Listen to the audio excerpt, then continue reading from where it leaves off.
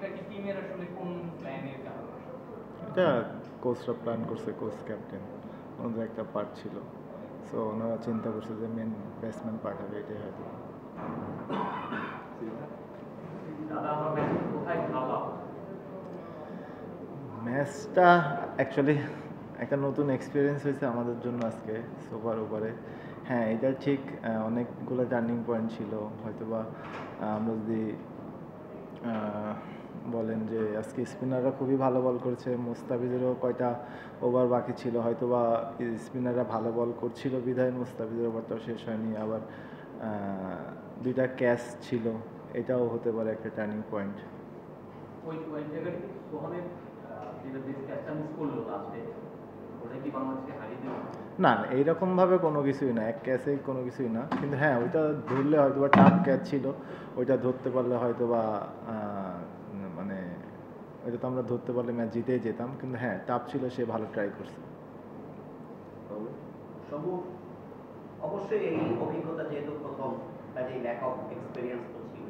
তারপরেও কি আপনার মনে হয় না যে 6 বলের জায়গায় 2টো ওয়াইড একটা নো আসলো, ইকুয়েশনটা অনেক ইজিয়ার হয়ে গেছে, সেটা করতে না পারাটা এটা কমপ্লিট ফেলিওর? হ্যাঁ, এটা বলতে পারেন আমার জন্য ফেলিওর। আমি লেফট আর্ম স্পিনার ছিল, আর আমারও নিজেরও কনফিডেন্স ছিল যে না, আমি একটা বাউন্ডারি এখান থেকে আদায় করতে পারবো। কিন্তু হ্যাঁ, এটাও ঠিক যে উইকেটটাও এরকম ছিল না যে ইজি 6 মারা, ইজি বাউন্ডারি মারার মতো উইকেট না। বলটা অনেক পুরাতন ছিল, মানে পুরাতন হয়ে গেছে। 50 ওভারের পরের বল মারলেও বলগুলো যাচ্ছিল না। সো অ্যাকচুয়ালি বড় হিট করতে গেলে উইকেটের একটা হেল্প থাকে, স্কিড বা বলেন, বলটা একটু স্লো আসতেছিল এবং টানও ছিল অনেক বেশি। সো হ্যাঁ, নেক্সট টাইম যদি কখনো এরকম উইকেট থাকে, অবশ্যই ওই রকমভাবে প্র্যাকটিসটাও করতে হবে যে এই উইকেটেও 6 মারতে হবে কীভাবে। প্রেসার থাকার পর তারা তাকে যখন বোলিং করায়, আমাদের টিমে আমরা মুস্তাফিজ যদি 8 ওভার বোলিং করেছি এবং মুস্তাফিজ পজিশন দিয়েছে, আমাদের হাতে কিন্তু সাইফ হাসান ছিল। এরকম পিচে যেখানে প্রতিপক্ষ প্রেসার দিয়ে বোলিং করায়নি, সেখানে মুস্তাফিজ যদি 8 ওভার করাটা আসলে আপনি কীভাবে দেখছেন? দেখেন, আমার কাছে তো মনে হয় মোস্তাফিজের 10 ওভারই করা উচিত ছিল, কারণ এইরকম উইকেটে মোস্তাফিজ বেস্ট বোলার ওয়ার্ল্ডের, ঠিক আছে। সো হ্যাঁ, স্পিনাররা ভালো করছিল বিদায় হয়তো বা মোস্তাফিজ পুরো 10টা ওভার শেষ করে নাই।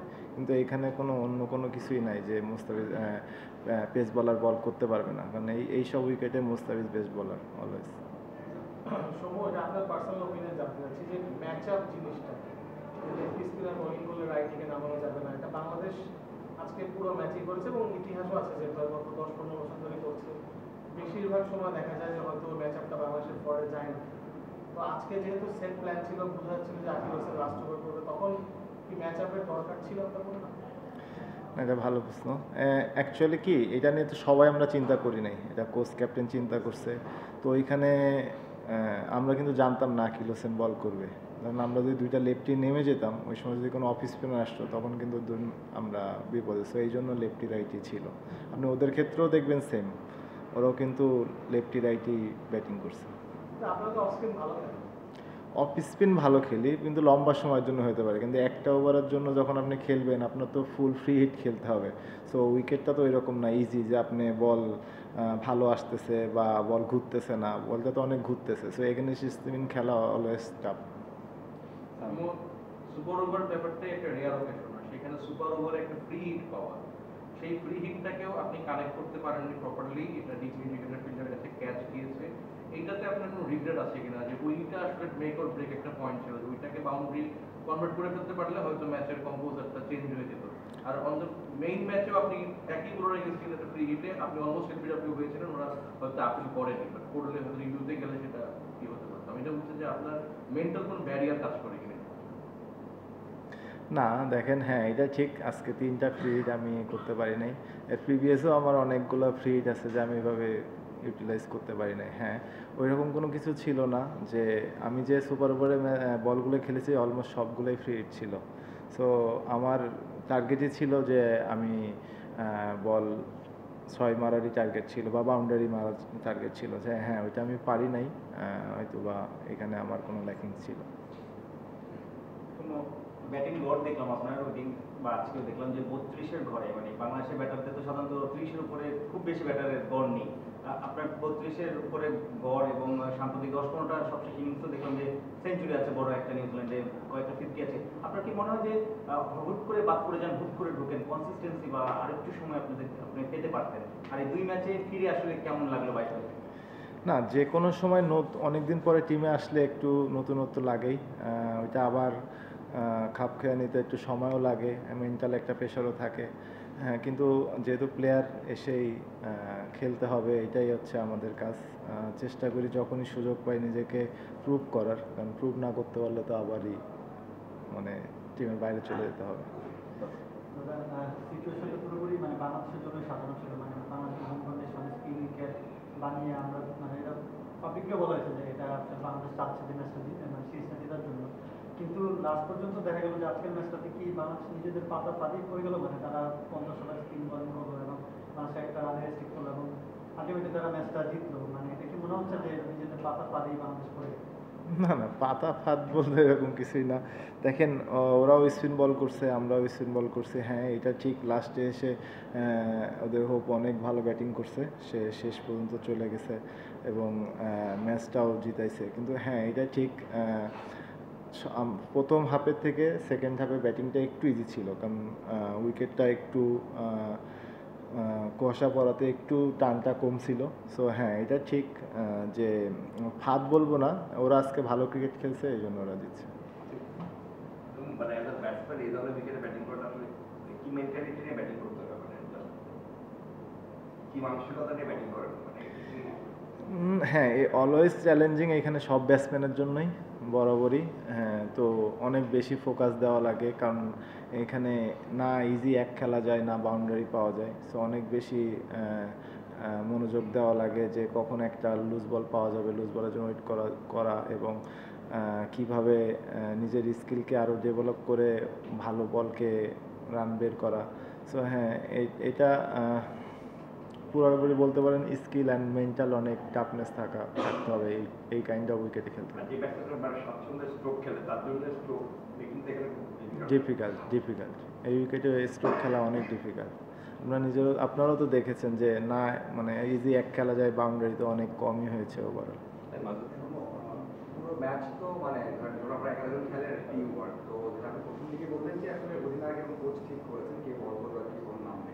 আপনার সিনিয়র আছেন, খুব বেশি সিনিয়র তো এখানে নেই, আপনি আছেন, রাবিদ আছে, শান্ত আছে, তো আপনাদের তো অন্তত মানে কনসার্ন বা আগে দেখেছি আমরা যে একসাথে কথা বলা বা কি করা যেতে পারে, এটা মানে ল্যাক মনে হয় কিনা? যে আপনি যেটা একটুই বললেন যে আসলে ঠিক করেছেন বা কোচ বা অধিনায়ক, মানে এটার ল্যাকিং মনে হয় কিনা? এটা হচ্ছে শান্তকে নামানো হয়েছে, এটা অনেক কথা হচ্ছে শান্ত তো কনফিডেন্স ভালো ছিল না, আপনার সেই কনফিডেন্স ছিল কিনা শান্তটা শেষ হতে পারে? দেখেন, ওইটা তো আমার বিষয় ছিলই না, আমি ওইটা চিন্তা করি না। আমাকে যখন বলা হয়েছে যে আমি ব্যাটিংয়ে যাব, আমার ওই মেন্টালিটি আমি আমার দিকে ফোকাস করেছিলাম যে আমি কি বেস্ট এখানে করতে পারবো, আমার কি কাজ। সো ওইটার দিকে বেশি ফোকাস ছিলাম। আর হ্যাঁ, এটা অবশ্যই আপনি যেটা বললেন সিনিয়র জুনিয়র, হ্যাঁ, যদি আপনার কাছে প্রশ্নটা আসে তখন একটা আপনার কাছে অ্যান্সার থাকবে, কিন্তু এটাতে আপনি যত বেশি মানুষকে ইনভলভ করবেন তত বেশি প্রশ্ন মাথার মধ্যে ঢুকবে। সো দুইজনের আমার কাছে মনে হয় ম্যানেজমেন্ট ক্যাপ্টেন যে ডিসিশন জেনেছে, আমার কাছে মনে হয় বেস্ট ডিসিশন। শান্ত আপনার কনফিডেন্স ছিল কিনা শান্তর উপর? কারণ অনেকে তো এখন ছিল না তার রিসেন্ট পাস্ট ধরো লেফট আর্ম বলার বল করছিল, তো অবশ্যই একটা লেফট আর্ম ব্যাটসম্যান যাওয়াটাই হচ্ছে অপশন ছিল, ভালো অপশন ছিল। এভাবে ম্যাচটা হারার পরে থার্ড ম্যাচ ডিসাইডিং ম্যাচ একটু কি বেশি প্রেশার হয়ে গেল? না, প্রেশার বলতে আজকে যদি জিতে যেতাম তাহলে হয়তো আমরা অনেক প্রেশার রিলিফ হয়ে যেতাম। হ্যাঁ, লাস্ট ম্যাচটা এখন সিরিজ জিততে গেলে আমাদের লাস্ট ম্যাচটা জিততেই হবে। সো হ্যাঁ, ওইভাবেই পরিকল্পনা করে প্ল্যান করে আবার নেক্সট ম্যাচের জন্য আসতে হবে, যেন আমরা স্ট্রংলি কামব্যাক করতে পারি। আপনারা রিসেন্টলি এনসিএ টি20 খেলে আসলেন, বিপিএলটাও খেলেন, টি20-র মধ্যে দিয়েই ছিলেন, সবাই টি20 মেরে দিয়েছিলেন। যখন 6 বলে 11 রান দরকার হয়, আপনি শান্ত হৃদয়ের মতো ব্যস্ত থাকেন, তখন ঋষাদকে নিয়ে কথা হয়েছে, ঋষাদকে নামাতে পারলে ম্যাচটা শেষ করা যেত। এই ধরনের কমেন্টস আমাদের টিমের জন্য কনসার্নিং কিনা, যে আপনারা শেষ করতে পারছেন না, আমরা একজন লেগ স্পিনারকে নিয়ে কথা বলছি যে ম্যাচ শেষ করতে পারছেন। সুপার ওভারে ব্যাটিংয়ের জন্য ও না, আমি তো আগেই বললাম যে দেখেন, এখানে লেফট আর্ম স্পিনার বল করছিল। সো লেফট আর্ম অপশন ব্যাটসম্যানটা অপশন সব থেকে ভালো, সো এটাই তারা ডিসিশন নিছে যে লেফট আর্ম গেলে ভালো হবে টিমের জন্য, সো তারা সেই ডিসিশনটাই নিয়েছে। ওয়েস্ট ইন্ডিজে যখন 7 উইকেট পড়ে গেল তখনও ম্যাচটা বাংলাদেশের হাতে ছিল। যখন 10 ভুলে গেল তখন এত ডিফেন্সিভ ফিল্ডিং সেটআপ দেখলাম কেন? আর সুপার ওভারের ব্যাপারে আমার যেটা জানার আছে যে এক বলে তো স্কোর করে 6 রান উঠে গেল, তখন কিন্তু বাকি 5 বলে 5 রান দরকার। ঠান্ডা মাথায় সিঙ্গেল বা ডাবলের উপর খেলেও কিন্তু ম্যাচটা বের করা যায়। মানে ওই মুহূর্তে আসলে হিটিং মেন্টালিটিটা কি আমাদের ডুবালো ম্যাচটা? আপনার কি মনে হচ্ছে? না দেখেন, হ্যাঁ এটা ভালো কথা বলছেন, কিন্তু ওই সময়টায় কি ধরেন এমন যদি হতো আর 2 রান বা 3 রান বাকি থাকতো তাহলে আপনার সিঙ্গেল নেওয়ার চিন্তা করতেন। আপনি যদি ওইখানে সিঙ্গেল খেলতে যায় 2টা বল আপনার ডট হয়ে যায় তখন কিন্তু ফুল প্রেশার আপনার উপরে চলে আসবে। তো আপনি ম্যাচটা যত দ্রুত শেষ করতে পারবেন, কারণ আপনার কাছে অপশান আছে বাউন্ডারির, সো ওইটাই আমরা প্ল্যান করেছি। আর প্রথম প্রশ্নটা যে ফিল্ডিং সেটআপের যে ব্যাপারটা, মানে এত ডিফেন্সিভ ফিল্ডিং ছিল না যখন টেল এন্ড চলে আসলো, শুধু শাইলক ছিল স্টার্টিং ব্যাটসম্যান। ওদের তো টেল ইঞ্জি নাই, একটাই মাত্র ওদের ব্যাটসম্যান ছিল না, আর 9টাই তো ব্যাটসম্যানই ছিল, ওদের তো কোনো টেলই ছিল না। আচ্ছা, হ্যাঁ, ওদের তো কোনো টেল ব্যাটসম্যানই ছিল না ভাই। একদমই পার্সোনাল জি।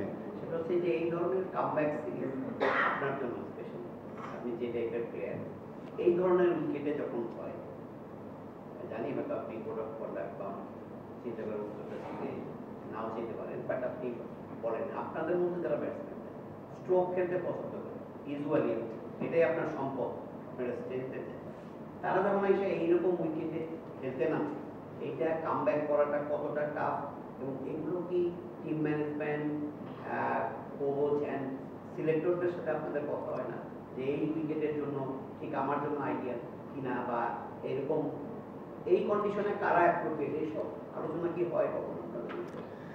না না, স্পেসিফিক তো এরকম কোনো কিছুই হয় না। আর আমিও ধরেন অনেকদিন পরে এসেছি, এখন উইকেট ওয়েদার এগুলো তার আমাদের হাতে না। সো যে যে সিচুয়েশান পেয়েছি ওই সিচুয়েশানটাতে এখন আমাকে খেলতে হবে, এটাই এখন দায়িত্ব। সো ওই দায়িত্বটাই পালন করার চেষ্টা করছি। ম্যাচের আগেই যদি বলি, আমরা 4 জন স্পিনার, একজন পার্ট টাইম স্পিনার নিয়ে খেললাম, অথচ শাইরফের স্পিনার এগেনস্টে এভারেজটা 70, কেসি কার্টির 40-এর মতো, আরও 2-3 জন ব্যাটার আছে যারা স্পিনটা অনেক ভালো খেলে। আমরা বেশি স্পিন নিয়ে কেন আগালাম? আমাদের যেহেতু এখন পেস খুব ভালো, আর পরবর্তী ম্যাচেও কি আমরা স্পিনের দিকেই চোখ রাখছি? আপনারা তো উইকেট দেখছেনই, স্পিন উইকেট, সো এটাই আর কি মেন কারণ স্পিনার খেলানোর। আমাদের যে বস আছে ক্রিকেট অফিসের চেয়ারম্যান টিচার, উনি বলে থাকেন যে লাস্ট যে পাকিস্তানের সঙ্গে এখানে সিরিজ খেলা হয়েছে তাদের কোচ আপত্তি করেছে যে উইকেট নিয়ে, ইভেন আপনাদের কোচ আপত্তি করেছে এখানে ভালো উইকেট না হওয়া। তো সেই জায়গাতেই আপনারা ওয়েস্ট ইন্ডিজের সঙ্গে খেলছেন একেবারে টার্নিং উইকেটে। এটা আপনাদের ক্যারিয়ারকে বা বাংলাদেশকে আসলে কোনো উপরের দিকে নেবে কিনা, এক। দ্বিতীয়ত হচ্ছে যে আজকে হারার পরে বা এখানে যে বাস্তবতা উপলব্ধির পরে আপনাদের কোনো হয়তো বিশ্বকাপে আপনারা সরাসরি খেলার মতো যোগ্যতা অর্জন করতে পারবেন, ভারত, অস্ট্রেলিয়া, নিউজিল্যান্ডকে এখানে হারিয়ে। এই যে উইকেট, আমি একটু আগেই বললাম উইকেট ওয়েদার এইগুলো তো আমাদের হাতের না, ম্যানেজমেন্টের হাতের। সো এইগুলো নিয়ে আমরা প্লেয়াররা চিন্তাও করি না, যে আমাদের যেখানে খেলতে দেওয়া হয় যে সিচুয়েশন আমরা ওইটাতেই কপ আপ করার চেষ্টা করি। আর ওই যে আপনারা বিশ্বকাপ খেলতে পারবেন এখন সরাসরি, যে ভারত, অস্ট্রেলিয়া, নিউজিল্যান্ডকে এখানে হারিয়ে। এখনও অনেকগুলো খেলা আছে, যদি আমরা সেই সিরিজগুলো জিততে পারি, পজিশন থাকে, তাহলে অবশ্যই খেলবো। দাদা, আপনি বলছেন যে সামনে যদি এরকম উইকেট থাকে তাহলে প্র্যাকটিস করবেন যে উইকেটে কিভাবে ছক্কা মারতে হয়। এই কয়দিন কি আসলে ছক্কা মারার প্র্যাকটিস করা যায়? এই কদিন না, ম্যাচের মধ্যে ঢুকলে তো এরকম কোনো এক্সট্রা মানে স্কিলের কাজ করা হয় না, তখন ম্যাচ প্রিপারেশন নেওয়া হয়। সিরিজের আগে যে 2-3 দিন সিরিজের আগে তো এরকম সময় ছিল না, সবাই আসছে, এসে ফ্যামিলির সাথে সময় দিয়ে খেলতে চলে আসছে। Thank you.